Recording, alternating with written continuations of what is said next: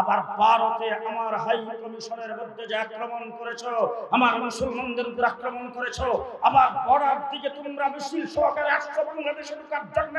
পরিষ্কার ভাষায় বলতে চাই, ভারত আমাদের পার্শ্ববর্তী দেশ, আমরা বন্ধুত্ব রেখে চলতে চাই। যদি বন্ধুত্বের খেলাপ করে দেশের স্বাধীনতার বিরুদ্ধে যদি তোমরা দাঁড়াও, কাউকে ছেড়ে দেওয়া হবে না, কাউকে ছেড়ে দেওয়া হবে না।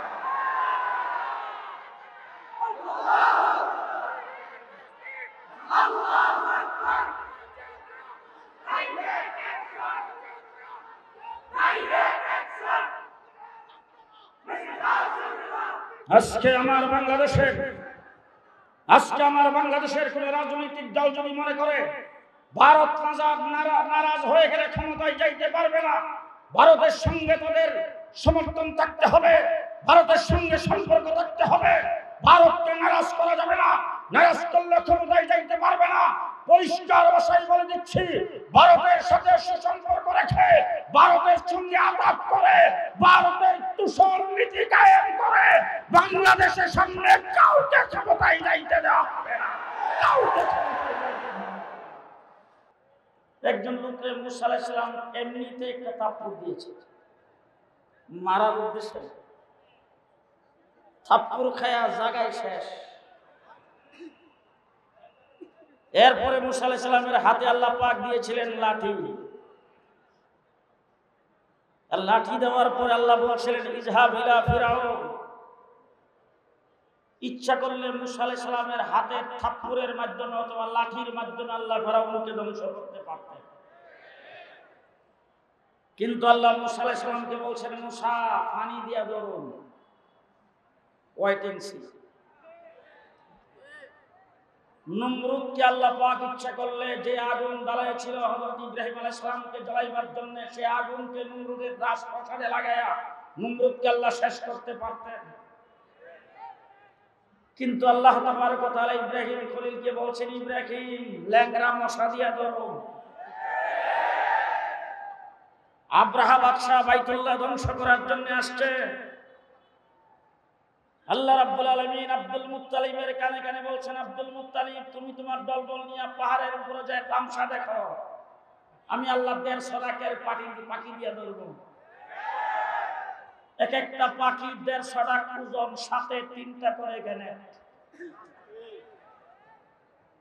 আব্রাহা বাদশাকে আল্লাহ তাবারক ওয়া তাআলা তার হাতির পাল সহ আবাবিলের মাধ্যমে ধ্বংস করে দিয়েছেন। হেফাজতে ইসলাম বাংলাদেশ, বিএনপি, জামাত সহ বিরোধী দলের সকলকে আল্লাহ ডাক দিয়া বলছেন থাম, ছাত্রদের দিয়া ধরবো। কুচিকাচা ছাত্রদেরকে মাঠে নামিয়ে দিয়েছেন, পেছনের দরজা দিয়া বাগজে বাতাস ছাড়তেছে। আমার বন্ধুগণ, বাংলাদেশে গত 17 বছরে যারা নির্যাতিত হয়েছে, বিএনপি নির্যাতিত হয়েছে, জামাত সহ অন্যান্য দল নির্যাতিত হয়েছে, আপনাদের বিরুদ্ধে হাজার হাজার মামলা দেওয়া হয়েছে, লক্ষ লক্ষ নেতাকর্মীকে জেলখানার ভিতরে বন্দী করা হয়েছে, শত শত নেতাকর্মীকে গুম করা হয়েছে, অনেককে গুলি করে হত্যা করা হয়েছে, অনেক হাজার হাজার আহত হয়েছে। আপনাদের সকলের নির্যাতন যদি একসাথে করা হয়, আমার শাপলা চত্বরের এক রাত্রির সমান হবে না। রক্ত সবচেয়ে বেশি আমরা দিয়েছি, বাংলাদেশে রক্ত দিয়ে আমরা এই সরকারকে পেছনের দরজা দিয়ে ভাঙতে বাধ্য করেছি। দেশ আমার, এই মাটি আমার, আমরা এই দেশেরই নাগরিক। বন্যার পানিতে ভেসে আসে না, আমরা কি দেশের ঘর জামাই? মামুর বাড়ির বাদের না, আমরা মামুর বাড়ির বাদের না, দেশের ঘর যাবে না। আজকে গোটা বাংলাদেশের এই সরকারের পদত্যাগের পরে পুলিশ বাহিনী যখন তাদের কাজকর্ম থেকে হাত উঠিয়ে নিয়েছেন, যখন ঘোষণা দিয়েছে তারা কাজে যোগদান করবে না, গ্রামে গঞ্জে রাস্তাঘাটে যখন অস্থিতিশীল পরিস্থিতির সৃষ্টি হয়েছে, বাংলাদেশের রাস্তাঘাট গ্রামে গঞ্জে আমার কওমি মাদ্রাসার ছাত্ররা পাহারা বসাইছে। বাংলাদেশের রাস্তাঘাটে কোথাও পুলিশ নাই, ট্রাফিক নাই, যানজটের যখন সৃষ্টি হয়েছে আমরা কিন্তু কেউ পিছিয়ে থাকি নাই। স্কুল কলেজ ইউনিভার্সিটির ছাত্রদের কাঁধে কাঁধ মিলে আমার কওমি মাদ্রাসার ছাত্ররা ট্রাফিকের দায়িত্ব পালন করেছে। আজকে আমি আপনাদের জিজ্ঞেস করতে চাই, আমরা যারা মৌলভী সাহেব আমাদের কি কোটার দরকার? আমরা কি কোথাও চাকরি নিতে যাই? আমাদের কি চাকরির প্রয়োজন আছে?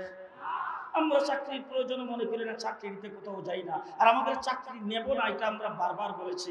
যখন এই ব্রিটিশ প্রধানমন্ত্রীর কাছে আমাদের শেখ মুর্শিদ আল্লামা আহমদ শফী সাক্ষাৎ করেছেন, সাক্ষাৎ করে যখন কওমি মাদ্রাসা সনদের স্বীকৃতির কথা বলেছেন, তখন পরিষ্কার ভাষায় বলেছেন আপনাদের অফিস চাই না, আপনাদের ম্যান পাওয়ার চাই না, আপনাদের কোনো কর্মচারী চাই না, আপনাদের কোনো বাজেট চাই না, আপনাদের কোনো বরাদ্দ চাই না, আপনাদের কাছে একটি টাকার জন্য কোনো আবেদন করি না। আমরা বাংলাদেশের নাগরিক হিসাবে মাদ্রাসায় লেখাপড়া করে বাংলাদেশের সংবিধানে আমরা শিক্ষিত, শুধু সেই অধিকার আদায় করতে চাই। আল্লামা আহমদ শফীর কথায় আমরা সেইভাবে স্বীকৃতি নিয়েছি। সুতরাং কোটা আমাদের প্রয়োজন নাই। স্কুল কলেজের ছাত্ররা আমাদের ভাই, তারা যখন কোটার জন্য আন্দোলনে নামছে, যুক্তিক আন্দোলন, তাদের যুক্তিক আন্দোলনে তারা নামার পরে সেই সরকার যখন তাদের বুকের উপর গুলি চালাইতে শুরু করেছে, তারা যখন রক্ত দিতে শুরু করেছেন, আমার কওমি মাদ্রাসার ছাত্ররা একজন ঘরে বসে থাকে নাই, রাস্তায় নেমে 84 জন জীবন দিয়েছেন। দেশ গঠন করার পালা আসছে। বেশি সরকারের প্রধানমন্ত্রী গেছেন কোথায়? কথা কথায় বক্তৃতায় বলতেন পালাবো না, এখন কোথায় গেলেন? মিস্টার কাওয়া কাদের সাহেব গেলেন কোথায়? 1.5 মাস রিমান্ডে ছিলাম, 1.5 মাস ডিবি অফিসে 1.5 মাস রিমান্ডে ছিলাম। যে অত্যাচার অবিচারের শিকার হয়েছি, সারা রাত্র বললেও শেষ হবে না। 1.5 মাস পর্যন্ত 1 সেকেন্ড ঘুমাইতে দেয় নাই। রমজান শরীফের মাস কিভাবে কাটাইছি সেখানে 7টা টিম 24 ঘন্টা আমাকে জিজ্ঞাসাবাদ করত, একটা কথা 50 বার বলতো। সেই জিজ্ঞাসাবাদের ভিতরে সর্বপ্রথম যেই গালিগালাজগুলি করত, গ্রামের কোন বস্তির মানুষ সেই ভাষায় গালিগালাজ করে না। তাদের প্রধান গালি ছিল হাফিজি হুজুর রাজাকারের কমান্ডার শাইখুল হাদিস আল্লামা আজিজুল হক রাজাকার। আমার সামনে বলেছে শাইখুল হাদিস পাকিস্তানি হানাদার বাহিনীর কাছে নাকি নারী সাপ্লাই দিতেন। আমাকে বলতো পাকিস্তানি রাজাকার, রাজাকারের ঘরের রাজাকার। আমাদেরকে যারা পাকিস্তানি রাজাকার বলেছো, পরিষ্কার ভাষায় শুনে রাখো, আমেরিকা গিয়েছি, কানাডায় গিয়েছি, ইউরোপে গিয়েছি, ইংল্যান্ডে গিয়েছি, গোটা পশ্চিমা দুনিয়া সফর করেছি, একদিনের জন্য পাকিস্তান যাই নাই। ইচ্ছা করলেই পাকিস্তান যাওয়া যাবে না, তার কারণ হলো পাকিস্তানের সাথে আমাদের কোনো বর্ডারের সংযোগ নাই। একদিনের জন্য আমরা পাকিস্তান যাই নাই। পাকিস্তানি রাজাকার আমরা নই। তোমরা যারা আজকে ভারতে গিয়েছো, তোমরা সবাই ইন্ডিয়ানের রাজাকার।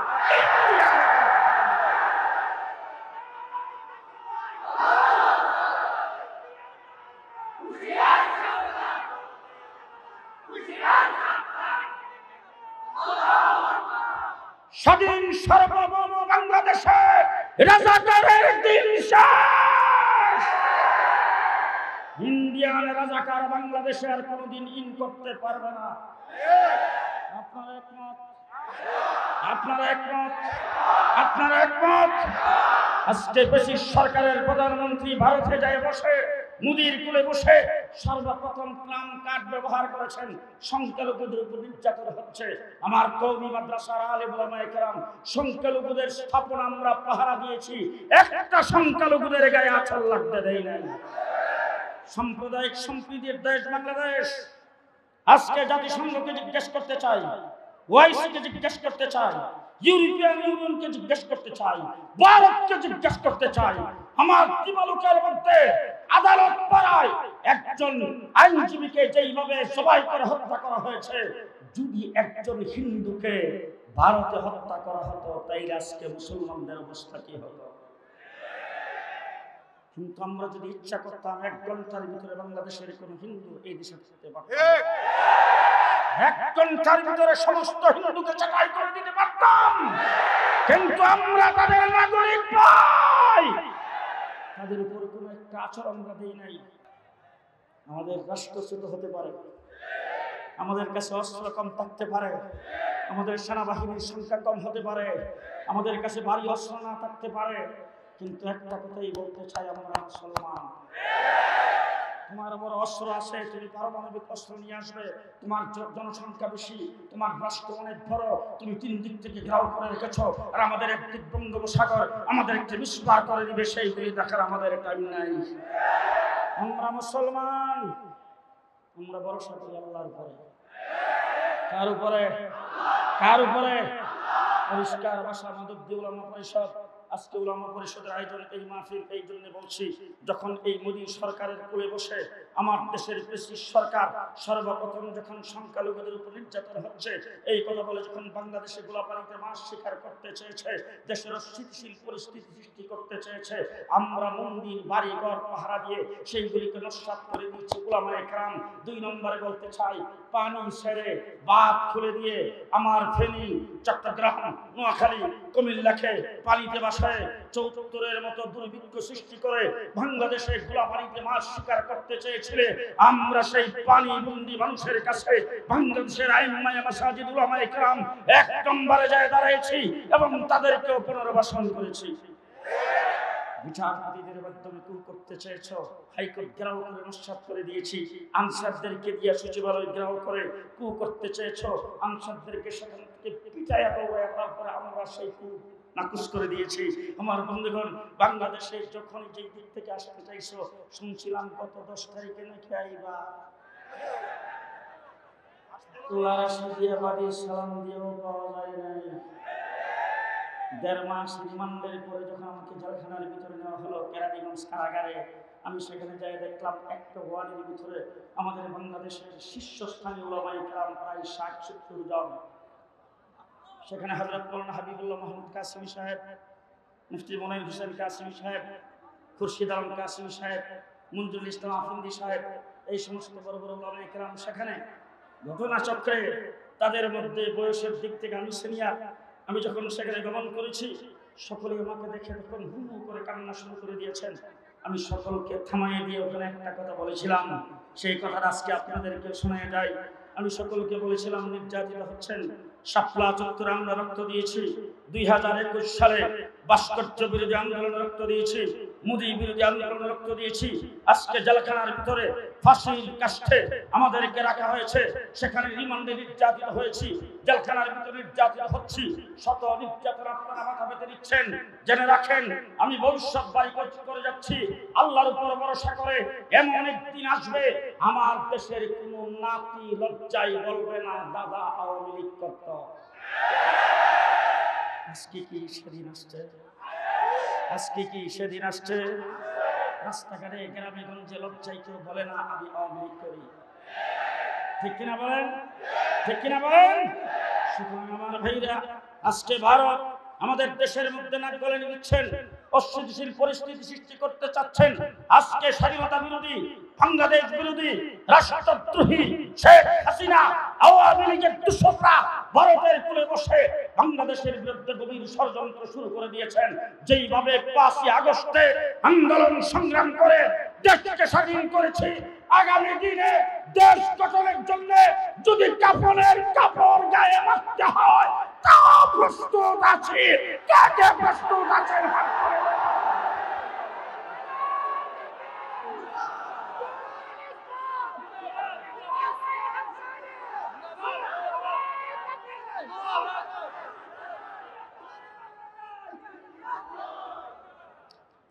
পনেরো বছর পর্যন্ত এদেশের এমন কোন সেক্টর নাই যেখানে নির্যাতন হয় নাই, এমন কোন সেক্টর নাই যেটার মধ্যে লুটপাট হয় নাই। মিস্টার আমু সাহেব গ্রেফতার হয়েছে, ওনার বাসার লিফটের নিচে শত কোটি টাকা, তাদেরকেও বর্ডার দিয়ে ভাগতে গেছে। 70 লাখ কোটি কোটি টাকা দেশের পাচার করেছেন। দেশের সম্পদকে লুণ্ঠন করেছেন, ইসলামের 12টা বাজাইছেন, শিক্ষানীতি থেকে ইসলামকে বাতিল করেছেন, বাংলাদেশের আলেম ওলামায়ে কেরামের উপর নির্বিচারে গুলি চালিয়েছেন। সবসভা চত্বরে 1,54,000 গুলি চালানো হয়েছে। সেই সরকার বাংলাদেশ থেকে ভাগছে, আমরা সবাই ঐক্যবদ্ধ। আজকে আমি হেফাজতে ইসলাম বাংলাদেশের পক্ষ থেকে আপনাদের এই জনসমুদ্রে পরিষ্কার ভাষায় বলতে চাই, আওয়ামী চক্রান্তের বিরুদ্ধে দলমত নির্বিশেষে আমরা সবাই ঐক্যবদ্ধ থাকবো ইনশাআল্লাহ। কে কে প্রস্তুত হাত হয়ে দেখা? আমরা সবাই ঐক্যবদ্ধ থাকবো ইনশাআল্লাহ, থাকবো ইনশাআল্লাহ, থাকবো ইনশাআল্লাহ। এই সরকার ক্ষমতায় আসার পরে সর্বপ্রথম যে কাজটা করেছেন এটা তাদের দলীয় অভ্যাস। কারণ দলের নাম ছিল আওয়ামী মুসলিম লীগ। মুসলিম শব্দকে তারা বাতিল করেছেন। হলের নাম ছিল সলিমুল্লাহ মুসলিম হল। মুসলিম শব্দ সেখান থেকে কর্তন করে সলিমুল্লাহ হল রেখেছেন। নজরুল ইসলাম কলেজ থেকে ইসলাম শব্দ বাদ দিয়ে নজরুল কলেজ রেখেছেন। ইসলামের প্রতি তাদের এই ধারণা, ইসলামের প্রতি তাদের বিদ্বেষ ভাব, বাংলাদেশের মানুষকে নাস্তিক আর মুরতাদ বানাইবার জন্য, ইমানদার একজন মানুষের জন্য সর্বপ্রথম ইমানের দায়িত্ব হলো, ইমানদার মানুষের জন্য সর্বপ্রথম কাজ হলো তার 24 ঘন্টা রাত্র দিন সমস্ত কাজে কর্মে আস্থা এবং বিশ্বাস থাকবে কার উপর? কার উপর? কার উপর? আমি এখন আপনাদের সামনে কথা বলছি, আমার মুখ থেকে একের পর এক শব্দ বের হচ্ছে, আমি নিজের থেকেই বলছি না, আল্লাহ বের করছেন। আর জোরে আমি এখন আপনাদের সামনে যেইভাবে কথা বলছি, শক্তি দিয়েছেন আমাকে কে? আপনারা শুনতেছেন, শ্রবণ শক্তি কে দিয়েছেন? আমার কথা আপনারা হৃদয়ঙ্গম করার জন্য ব্রেন কে দিয়েছেন? এইখানে আসার জন্য সেই তৌফিক কে দিয়েছেন? এখান থেকে যাওয়ার জন্য তৌফিক কে দিবেন? রাতের বেলা ঘুমাইবার তৌফিক কে দেন? খাওয়ার তৌফিক কে দেন?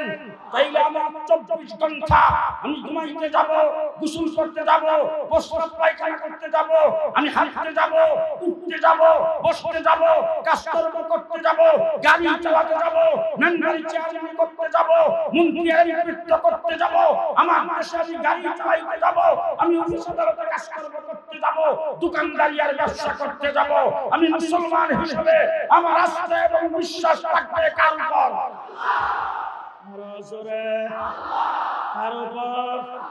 আমার বাংলাদেশের সংবিধানে লেখা ছিল সর্বপ্রথম এই রাষ্ট্রের পূর্ণ আস্থা এবং বিশ্বাস থাকবে আল্লাহর উপরে।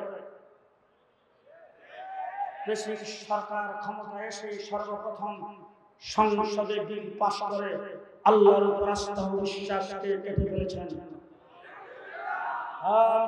আমরা ব্যক্তিগতভাবে নামাজ আদায় করেছি, ওয়াজ করেছি, মানুষের সামনে কথাগুলি বলেছি, মাকতবের হেফজখানার ছাত্ররা কোরআন তেলাওয়াত করেছেন, খানকার আলেম ওলামায়ে কেরাম, মাদ্রাসার হুজুরেরা চোখের পানিতে আল্লাহর দরবারে মুনাজাত করেছেন আর বলেছেন, আল্লাহ আমরা তো ক্ষমতায় নাই, আমরা ক্ষমতায় যাইতে পারি নাই, যারা ক্ষমতায় গিয়েছেন তারা ইসলাম বিরোধী ধর্মের পক্ষ, তারা তোমার উপর পূর্ণ আস্থা ও বিশ্বাস সংবিধান থেকে কেটে দিয়েছেন। আল্লাহ আমরা কিন্তু অপরাধী, আমরা তোমার কাছে মাফ চাই। যদি সেই দোয়া না করতেন বাংলাদেশকে আল্লাহ গজব দিয়ে শেষ করে দিতেন। দোয়া করছি একদিকে, আরেকদিকে আল্লাহ মাহমুদ শফির নেতৃত্বে হেফাজত ইসলামের 13 দফা প্রথম দফা রেখেছি। আল্লাহর উপর পূর্ণ আস্থা ও বিশ্বাসকে স্থাপন করতে হবে। 2013 সাল থেকে আন্দোলনের মাঠে ছিলাম, তারা বক্তৃতা দিয়ে বলেছেন খেলা হবে। যখন তোমরা বলছো খেলা হবে, তখন আমরা খেলার মাঠে ছিলাম। তোমরা জেলখানায় নিয়েছো, জেলের ভিতরেও খেলার মাঠে ছিলাম, জেল থেকে বের হয়ে খেলার মাঠে ছিলাম। জেলে যখন গেছি, জেলের আগে আপনাদের সামনে বক্তৃতা করেছি, গলার আওয়াজ কি বেশ কম ছিল না? একই আওয়াজ। জেল থেকে বের হওয়ার পরে যে বক্তৃতা করেছি তার মধ্যে কি কথার মধ্যে কোনো বেশ কম? তাহলে আমরা জেলে যাওয়ার আগেও খেলার মাঠে ছিলাম, জেল থেকে বের হয়েও খেলার মাঠে ছিলাম। তোমরা 15 বছর পর্যন্ত আমাদের সাথে খেলছো, পুলিশদের অস্ত্রের বিনিময়ে তোমাদের দলীয় কোনো শক্তি নাই।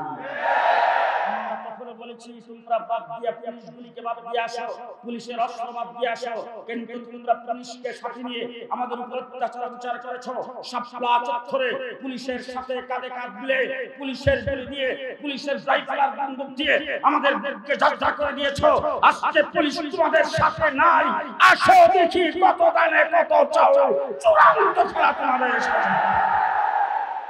আমার বন্ধুগণ, সেই 15 বছর পর্যন্ত আমরা খেলার মাঠে থেকে যাদেরকে ক্ষমতা থেকে সরাই দিয়েছি, আজকে অন্তর্বর্তীকালীন সরকার আমাদের রক্তের উপর দাঁড়ায় ক্ষমতায়। বলেন, কথা বলেন না কেন?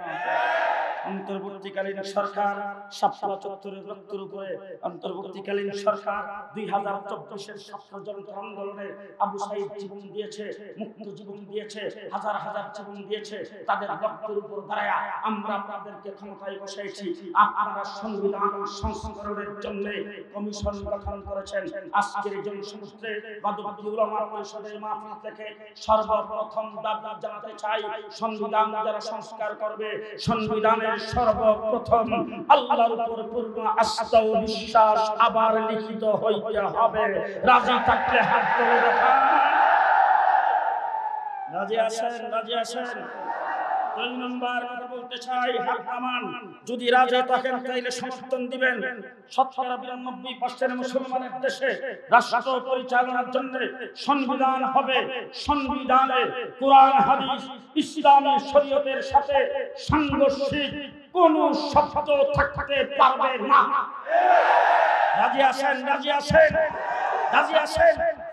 3 নম্বর কথা বলতে চাই, বাংলাদেশের সংবিধানে কেউ যদি আল্লাহকে গালি দেয়, কেউ যদি রাসূলকে গালি দেয়, কেউ যদি কোরআনের বিরুদ্ধে কথা বলে, কেউ যদি হাদিসের বিরুদ্ধে কথা বলে, কেউ যদি সাহাবায়ে কেরামের বিরুদ্ধে কথা বলে, কেউ যদি ইসলামের বিরুদ্ধে কটূক্তি করে, সংবিধানে পরিষ্কার লেখা থাকতে হবে তার সর্বোচ্চ শাস্তি হলো ফাঁসির কাস্টে ঝুলায় দেওয়া।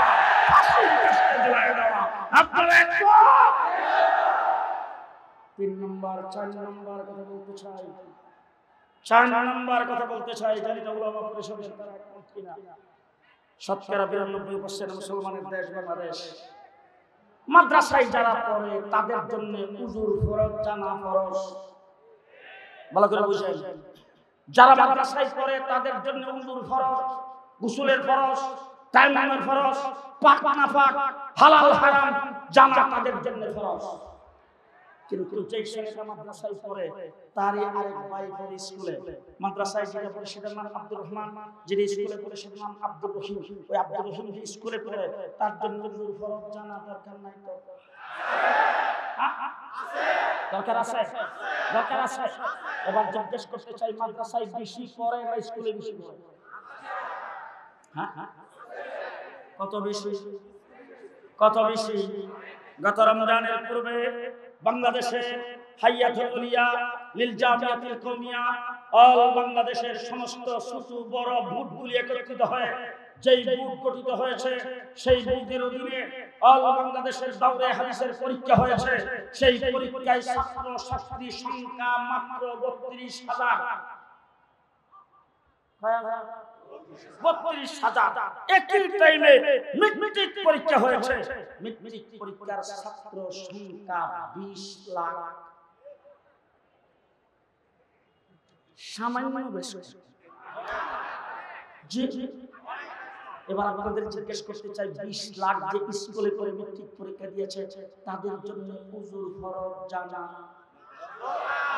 দরকার নাই? গোসলের ফরজ, পাক না পাক, হালাল হারাম, নামাজ, কোরআন শরীফ সহিহ শুদ্ধ, সালাম কালাম, আদব আখলাক জানা দরকার আছে না নাই? আরো জোরে দরকার আছে না নাই? গত ফ্যাসিস্ট সরকার, লুটেরা সরকার, জালেম সরকার ক্ষমতায় এসে স্কুল কলেজে দ্বীনি শিক্ষা যতটুকু ছিল সেইগুলিকে বাতিল করে পরীক্ষা থেকে, সিলেবাস থেকে দ্বীনি শিক্ষাকে বাতিল করা হয়েছে। কোন স্কুলে একজন মৌলভী মাস্টার রাখা হয় নাই। সেই জায়গায় রাম রামায়ণের কিচ্ছা, মানুষ থেকে মানব থেকে তৈরি তার সিলেবাস, শরীফ থেকে শরীফার গল্প, এই দিয়ে মানুষকে নাস্তিক বানাইতে চেয়েছে। মুফতি ফজলুল হক আমিনী হত্যা করেছেন। আল্লামা আহমদ শফী 13 দফা দাবিতে শিক্ষানীতির বিরুদ্ধে মাঠে নেমেছিলেন। আজকে সরকারের পতন হয়েছে, ডক্টর ইউনূস সাহেবকে বলবো, আপনি শিক্ষা কমিশন গঠন করেছেন। আমাদের দাবি হলো দুইজন আলেমকে শিক্ষা কমিশনে স্থান দেওয়ার স্বীকার করা হদিস পেলাম না। তবে দাবি জানাতে চাই, বাংলাদেশে ইসলাম ভিত্তিক শিক্ষানীতি প্রণয়ন করতে হবে। ইসলামের সাথে সাংঘর্ষিক কোন শিক্ষানীতি আমরা মেনে নেব না। আস্তে মেনে নেব না। শুধু তাই না, পরিষ্কার ভাষায় বলছি, 1 ক্লাস, কেজি, কিন্ডারগার্টেন, নার্সারি থেকে শুরু করে ইউনিভার্সিটি লেভেল পর্যন্ত শিক্ষার সর্বস্তরে ধর্মীয় শিক্ষা বাধ্যতামূলক করতে হবে। রাজি থাকলে হাত তুলে দেখান। শেষ কথা বলে যাচ্ছি, বলে মনে রেখেন, যদি বাংলাদেশে আওয়ামী পেশিবাদ সরকারের মতো আমাদের উপর নির্যাতনার নিপীড়ন চালায়, আপনারা প্রস্তুত আছেন? প্রস্তুত আছেন? শেষ কথা আপনাদের সামনে বলবো, 54 বছরের বাংলাদেশ, হযরত হাফিজ হুজুর রাহমাতুল্লাহি আলাইহি 1981 সনে রাষ্ট্রপতি নির্বাচন করেছেন। নির্বাচন হাফিজ হুজুর দাঁড়াইছে, আমাদের কাছে বড় আশ্চর্য।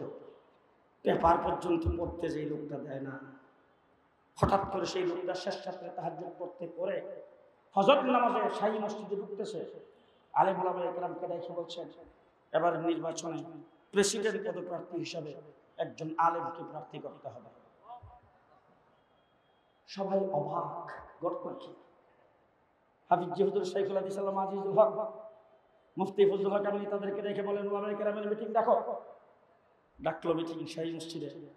হাফিজ হুজুর মিম্বরে বসছেন, একজনের পর আরেকজনের নাম প্রস্তাব হইতেছে, কে প্রার্থী হবে। কেউ যখন রাজি হয় না, হুজুর লাঠি হাতে নিয়ে কয়, কোরবানির মধ্যে মশলা হইল মোটা তাজা দেখে কোরবানি দেওয়া, যদি তৌফিক না থাকে মরাটা দিয়েও চলে। হাফিজ হুজুর বললেন, আমি আমার বেখা লাঠি নিয়ে আসি মাঠে। নির্বাচনী প্রচার অভিযান শুরু হলো। সর্বশেষ জনসভা বাইতুল মুকাররম দক্ষিণ গেটে।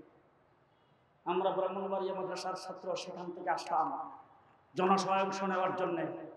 পেপারে দেখি বাবা 83 জন প্রার্থী, এক একজন প্রার্থীর যে বক্তৃতা, স্বাধীন সার্বভৌম বাংলাদেশে চাউলের কেজি 3.5 টাকা কেন হবে, আমি নির্বাচিত হইলে চাউল হবে 2.5 টাকা কেজি। আরেকজন বলছেন 3,30,00,000 শহীদের বিনিময়ে বাংলাদেশে কেন হবে পেঁয়াজের দাম 1.5 টাকা, আমি নির্বাচিত হইলে পেঁয়াজ হবে 1 টাকা কেজি। এরকম এক একজন পেঁয়াজ, মরিচ, লবণ, তেল, চাউল এসব নিয়ে কথাবার্তা বলেছেন। আমরা তখন নতুন রাজনীতি শুরু করছি, মাদ্রাসার ছাত্র। আমরা একজন আরেকজনকে কই, হাই হাই রে, হাফিজ হুজুরদের পেপার পত্রিকা পড়ে না রে, সারাদিন খালি জিকির করে।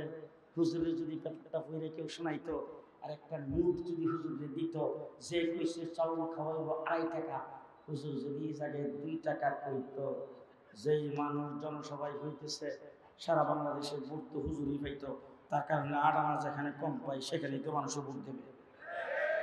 আমরা তখন নিচে বসে বসে ভাবতেছি, জমান নামাজের পরে জনসভা শুরু, একদম সামনে যায় যতগুলি নিষেধ দিয়া প্রচন্ড রৌদ্রের ভিতরে বসছি।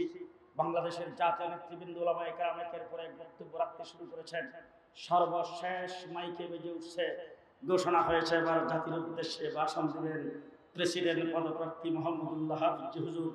হাফিজ যখন মাইকের সামনে দাঁড়িয়েছেন, সাংবাদিক, দেশি বিদেশি সমস্ত সাংবাদিক হুজুরের কথাকে নোট করার জন্য খাতা কলম ক্যামেরা নিয়ে সকলেই প্রস্তুত। আমরা নিচে বসে বসে একজন আরেকজনকে বলতেছি, দোয়া করো, দোয়া করো। যেই লোক সমাগম হয়েছে, হাফিজ হুজুর উঠতেই যেন তেল আর পেঁয়াজ আর লবণের কথাটা কয়ালায়। এখানে বসে বসে আমরা বলতেছি, হাফিজ হুজুর উঠতেই সর্বপ্রথম খুতবা পড়ে তারপরে বলছেন, ও আমার জাতি, 1947 সনে আমরা দ্বিজাতিত্বের ভিত্তিতে স্বাধীনতা অর্জন করেছিলাম, কিন্তু আমরা শান্তি আনতে পারি নাই, জাতি শান্তি পাই নাই। 1971 অশান্তি এবং জুলুম নির্যাতনের বিরুদ্ধে আবার অস্ত্র ধরে আমরা স্বাধীনতা অর্জন করেছি বাংলাদেশ। বাংলাদেশ হয়েছে আজকে 10-11 বছর, বাংলাদেশের মানুষ শান্তি পাই নাই। আমি প্রেসিডেন্ট পদপ্রার্থী হয়েছি, আল্লাহ যদি আমাকে সেই দায়িত্বের জন্য কবুল করেন, আমি মুহাম্মদুল্লাহ এদেশের মানুষের শান্তি আর নিরাপত্তার জন্য সর্বপ্রথম যে কাজটি করব সেই কাজটি হলো ৬৮,০০০ গ্রামে ৬৮,০০০ কোরআনী মক্তব কায়েম করব। আমরা নিচে বসে একজন আরেকজনের চেহারার দিকে তাকাই, কই কিরে তেল আর পেঁয়াজ আর সাবুন গেল কই? আমরা ভাবলাম কি আর হাফিজি কই কি। আজকে পরিষ্কার ভাষায় বলতে চাই, যদি ৬৮,০০০ গ্রামে ৬৮,০০০ কোরআনী মক্তব কায়েম করে মানুষের কোরআন শিক্ষা নামাজ শিক্ষার ব্যবস্থা করা যদি হতো, আর এই ছাত্রগুলি যদি ইউনিভার্সিটি আসতো, আবরারের মতো সোনার ছেলেকে কেউ পিটায় হত্যা করতে পারতো না। ওয়াইসির মতো কুলাঙ্গার মেয়ে পুলিশ অফিসারের ঘরে জন্ম হতো না। ইউনিভার্সিটিতে অস্ত্রের জঞ্জনানি থাকতো না। আমার দেশে লুটেরা তৈরি হতো না। বেগম পাড়ায় বাড়ি করার লোক পাওয়া যাইত না। মা বাবাকে বৃদ্ধাশ্রমে পাঠাইবার লোক পাওয়া যাইত না। শিক্ষা জাতির মেরুদণ্ড। আমরা সে আন্দোলন দীর্ঘদিন যাবত করে আসছি। ৫৬ বছরের বাংলাদেশ। সর্বপ্রথম দেখেছি সোনার বাংলা, এরপরে দেখেছি সবুজ বাংলা, তারপরে দেখেছি নতুন বাংলা, এরপরে আসছে দেশের সরকার। সর্বপ্রথম আইসা ঘোষণা দিয়েছেন বাংলা হবে আধুনিক বাংলা।